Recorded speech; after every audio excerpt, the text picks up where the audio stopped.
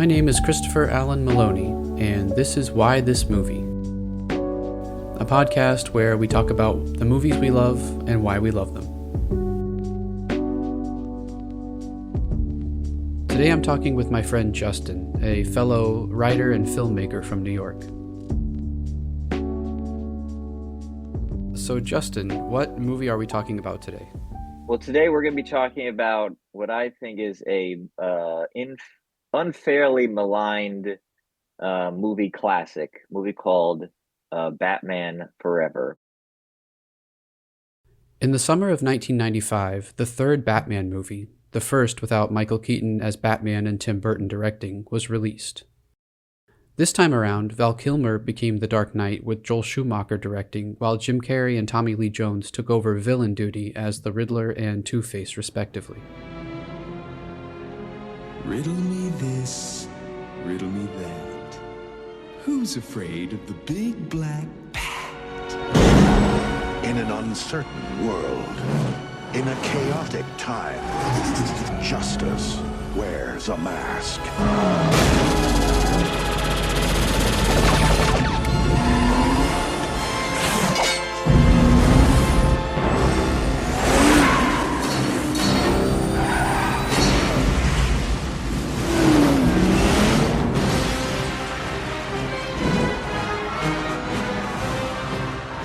Was good.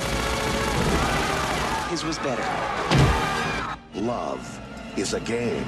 What is it about the wrong kind of man? It's the car, right? Chicks love the car. Power is a machine. Now you've devised a way to read men's minds. By the way, I've seen your mind, freak. And revenge is a trap. You're a genius. Riddler and Two-Face can make a pretty lethal combination. Train me, let me be your partner. Who's your tailor? But first, let's meet our contestants. Going down. If the bat wants to play, we'll play. Was that over the top? Don't work too late.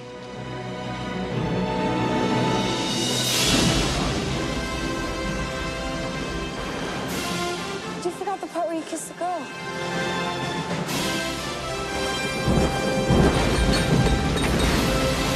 The real game begins.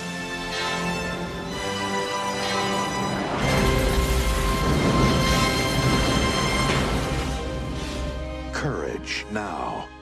Truth always.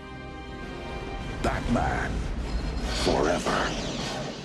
We see two origin stories here, that of the Riddler and Robin, Batman's eventual sidekick. In the Riddler's case, he begins as Edward Nygma, a sniveling inventor who turns to a life of mind control and crime after his life's work is rejected by his idol Bruce Wayne. I need an answer now. I think I deserve it. I'm sorry, Ed, then the answer is no. Tampering with people's brainwaves, mind manipulation. It just raises too many questions. Sorry. You were supposed to understand. I'll make you understand. In the case of Robin, he's Dick Grayson, part of a family of trapeze artists when he witnesses his parents die at the hands of Two-Face during a circus takeover. After being taken in at Wayne Manor, Grayson catches on to Bruce's secret identity and plans to work alongside Batman to avenge his own parents' death. I need a name. Batboy, Nightwing. I don't know, what do you think? What's a good sidekick name? How about Dick Grayson, college student? Screw you. I just saved your life. You owe me. You are totally out of control. You're gonna get yourself killed. You're looking at your new partner. No. Bruce, whenever you go out at night, I'll be watching. And wherever Batman goes, I'm gonna be right beside him. I mean, how are you gonna stop me? I can stop you. Al, hang this next to the Batsuit, where it belongs. The Riddler and Two-Face join forces for an ultimate showdown with Batman and Robin, a big spectacle of lights, sound, costumes, and makeup.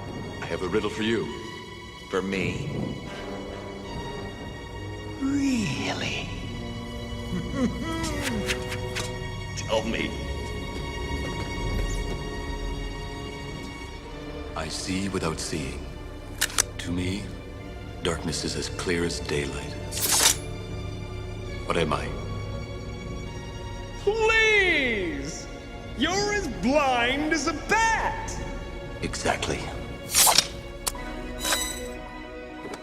For me, it is a movie that came out at a perfect time in my life to get involved in superheroes, and it was a perfect end to that world. And so because of that, um, you know, we can talk about its entertainment value, but on a personal level, that's why it's one of my favorites. When you saw it for the first time, did you see it at the movie theater? Yeah, no, I saw it at the movie theater. That's the thing with some of these early movies that I fall in love, like Jurassic Park. I saw that in video. I didn't see that in theaters. I didn't see Hook in theaters or anything like that. Batman Forever was a movie I saw in the theaters, but I saw it half. I saw probably half the movie through a slit in the door of the theater because I used to get very scared of movies. You used to get very triggered by movies back in those days, and so I cannot tell you how many movies I forced my parents to take me out of because I was scared. Batman Forever was one of them. I think I saw half the movie. I got scared at something, and I would watch the rest of the movie just kind of peeking through the slit in the door of the theater. But I remember it even back then. It was a big deal. And I look back on it now and I still kind of like get like a little excited when I watch the beginning of the movie, because back in those days superhero movies were very different from what they are now. They were superhero movies. There really were only the Batman movies in the 90s. Anytime they tried to make a superhero movie that was not a Batman movie, it was a flop. And these Batman movies became like events. Now they're no longer events. There's nothing special about the superhero movies, particularly, I guess, the Marvel movies, because they're in a cinematic universe. So each movie kind of feels like a TV show where there's a different director each week. They all look the same. It's like one vision for like 25 films. There's no like, you don't get excited anymore about saying what Ang Lee has to do with the Hulk or what Sam Raimi is going to do with Spider-Man. They're not like, they're not auteur driven anymore. They're kind of studio driven. They're a packaged product.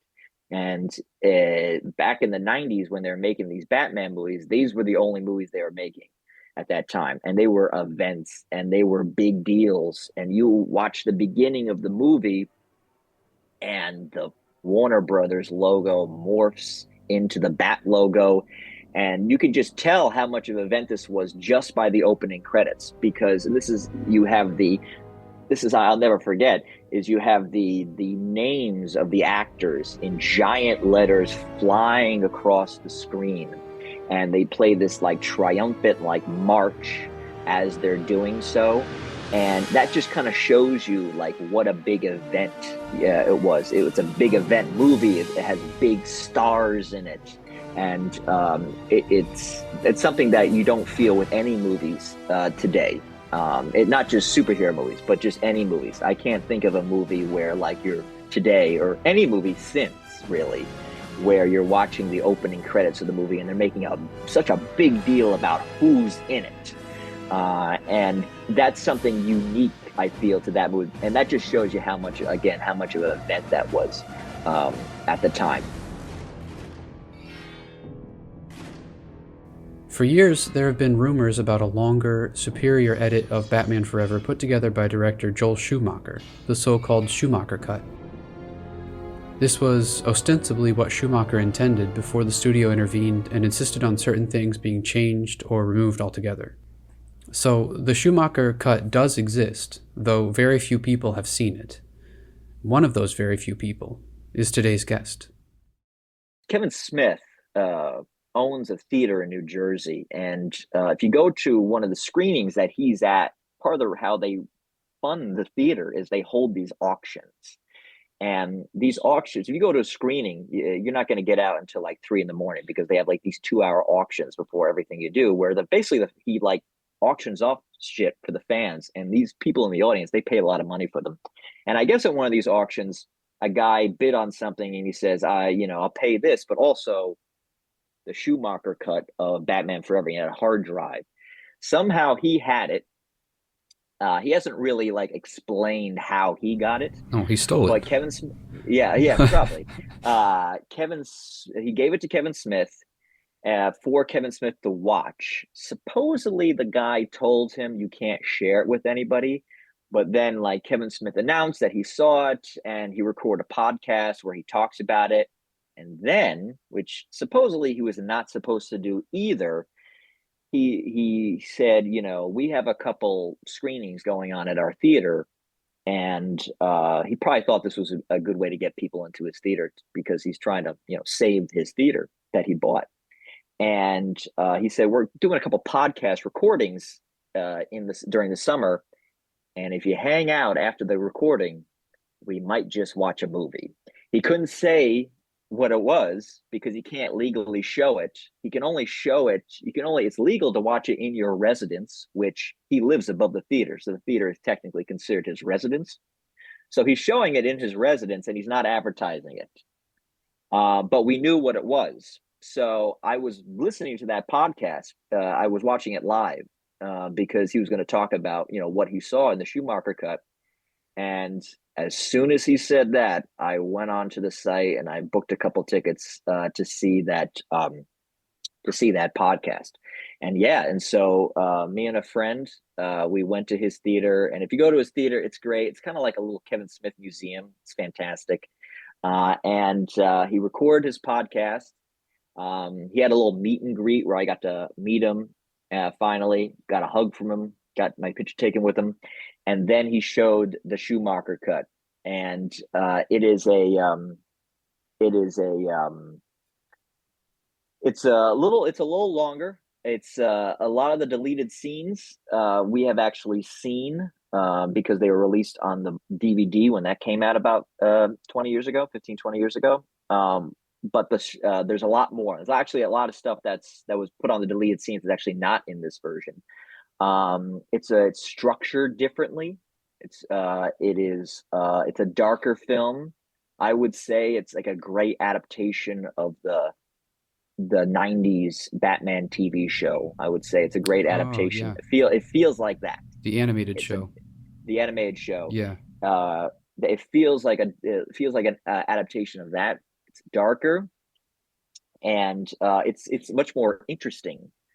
One of the things you discover about the original cut of the movie is that they ADR'd a massive amount of the movie, which is kind of normal in movie productions. And ADR, of course, is where they replace dialogue because either it wasn't recorded correctly or they just want to get a different performance. And that's what they did with Tommy Lee Jones. One of the things you discover about the Schumacher cut is that his entire performance in the theatrical cut of Batman Forever is ADR'd.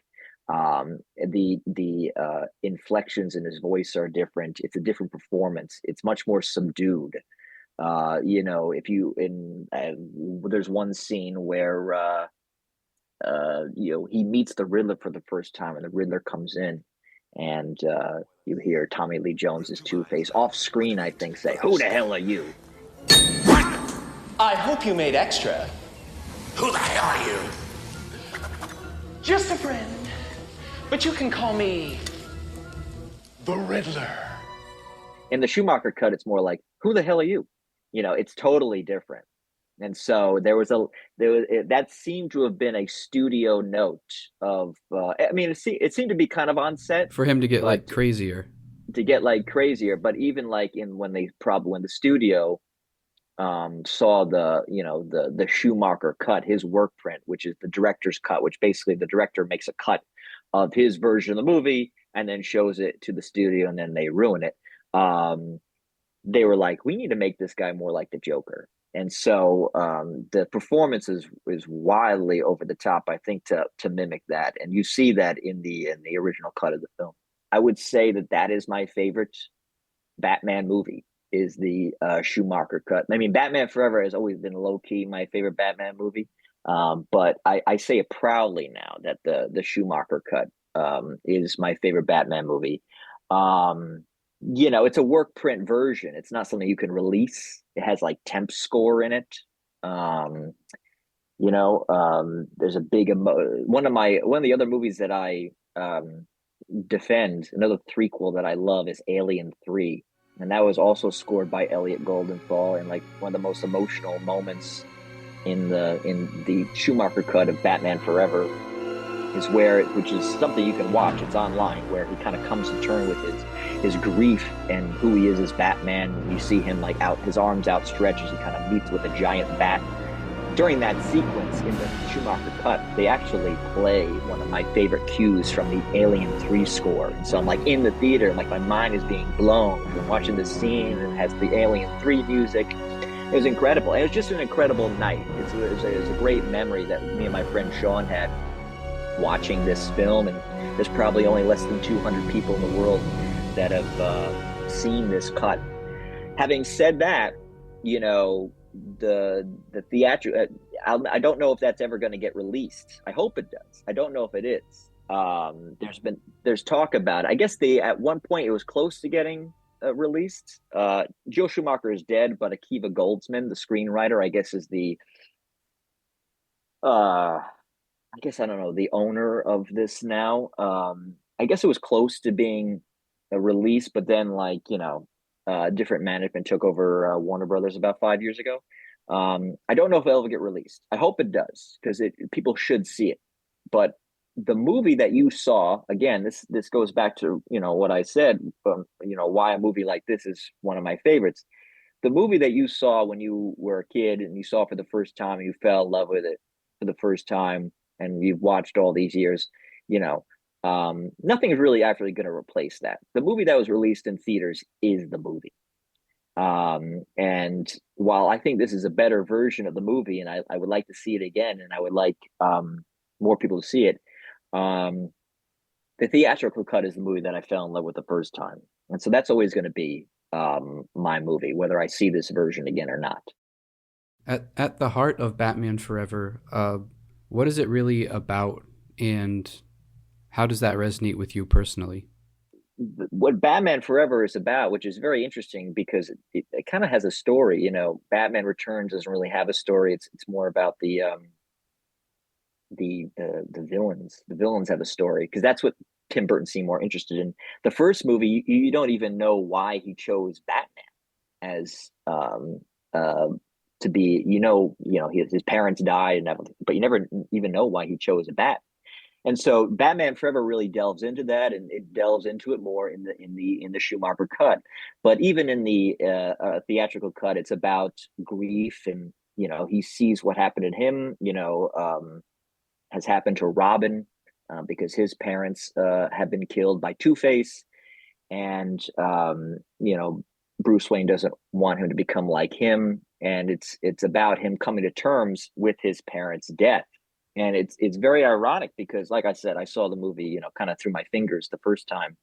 But my mother passed away when I was 7. And I remember, it's one of my vivid memories in life, is that the morning that I was told my mother had passed away, I went downstairs, and right on the living room table was an overdue Blockbuster videotape of Batman Forever. It had come out on video probably a month previously.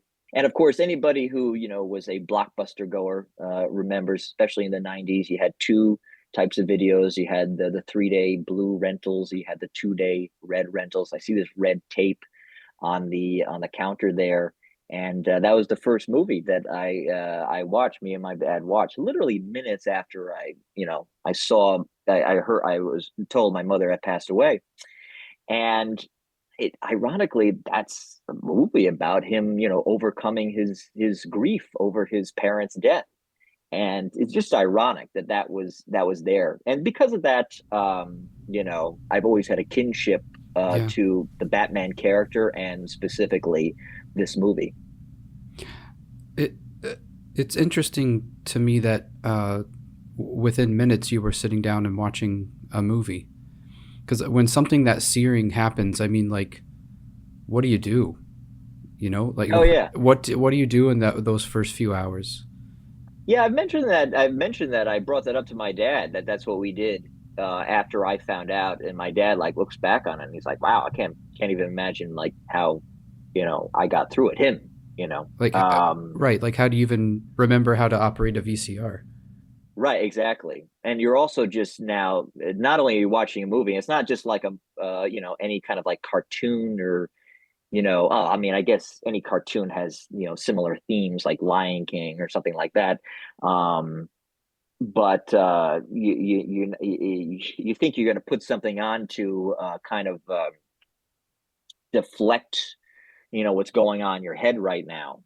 And the movie that came on just happened to be about a guy coming over the fact that his parents were killed, or parents died.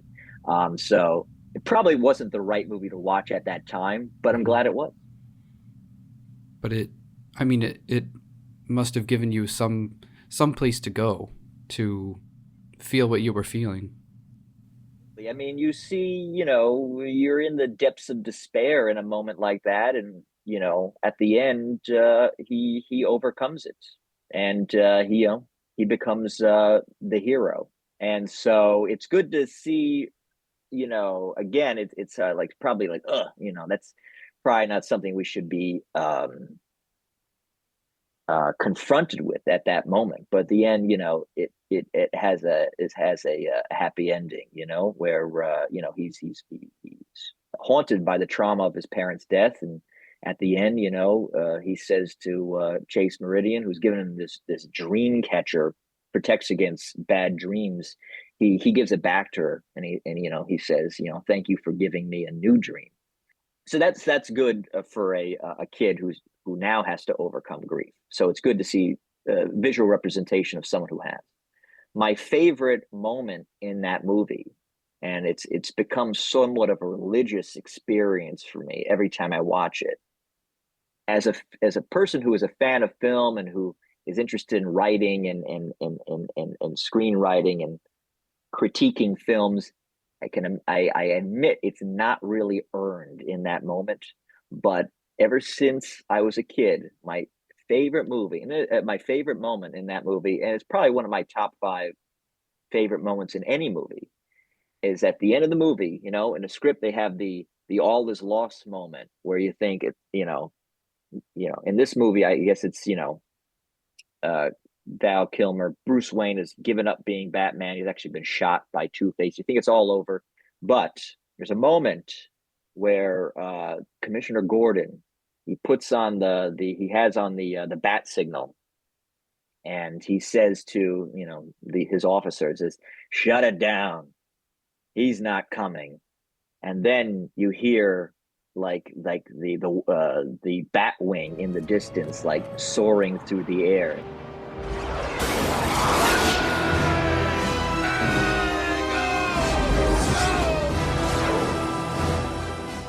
Looks up and he sees the bat wing burst through the bat signal, and then they cut to this shot, which a lot of people think is like silly, where Batman looks out at him and he gives him the thumbs up.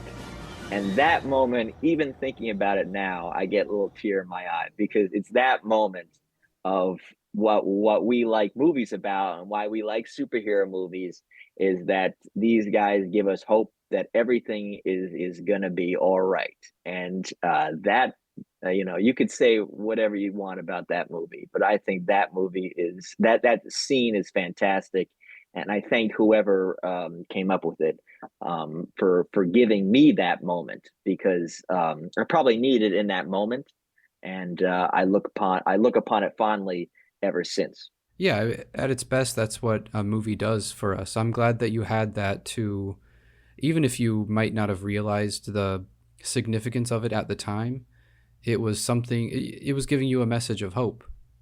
Absolutely. I'm sure that when you talk to people on the show and they talk about their favorite movie and why this movie, it's most likely it's a movie that they grew up with. I think that anytime you're talking to somebody who's like a true cinephile, not like a, you know, a casual viewer who just likes movies, but like a real like cinephile, will always tell you whenever they're asked what their favorite movie is, it's either a movie that they grew up with that came out when they were young in their formative years, 0 to 20 years old, let's say. It's either a movie that came out during that period or an older movie that they discovered during that period. Because in your formative years, childhood into, teenager, when you're, starting to become like who you are, those are the movies that get like weaved into the fabric of who you are. We've talked about Hook in the past, and so that's one of these movies. I doubt that, like, I don't have any favorite movies. I like movies that come out now, but I don't have any like favorite movies. I can't tell you one movie that has come out in, since I was young that I would say is like, this is one of my all-time favorite movies. It's always the ones that kind of like are with you when you come up, because not only it's weaving into the fabric of who you are, it informs your tastes, but also eventually it informs your memories.